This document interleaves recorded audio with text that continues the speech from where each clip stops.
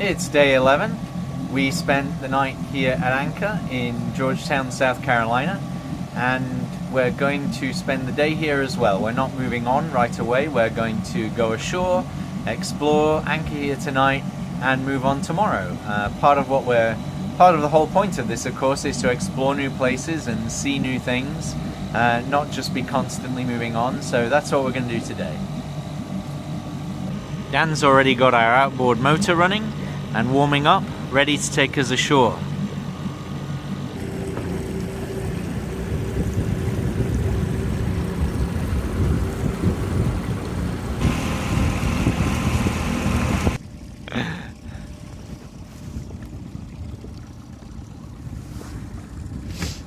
Okay, coming into Georgetown public docks in our little dinghy so that we can have a stroll around the town.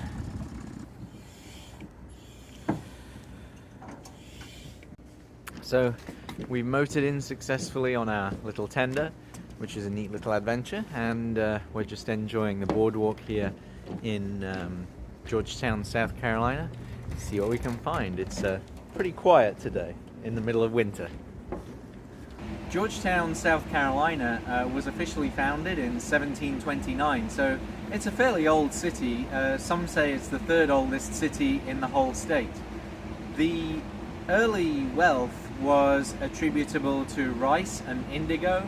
After the residents here petitioned King George to make this an official port of entry for customs purposes, it was possible to export those valuable cash crops to England and the rest of the world.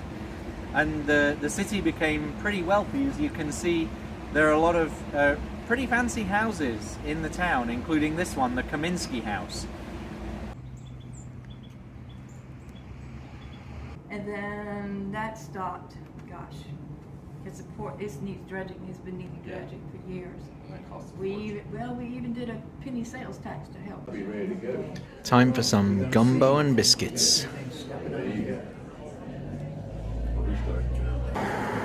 Georgetown is replete with historic residences, many of them dating from the 1700s and 1800s.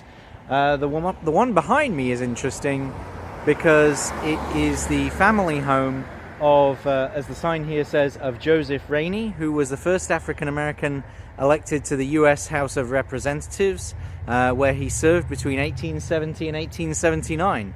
So, cool piece of national history. So we're walking along Prince Street in December. It's in the 50s, I guess. The oaks that line the street and arch over the street are really gorgeous. They're so pretty, and there are all these wonderful historic homes down both sides. It's a really cool town, really historically impressive, really scenic. As we came in on Whitetail yesterday, we saw that there's a maritime museum here in Georgetown, South Carolina. So let's go in and take a look around.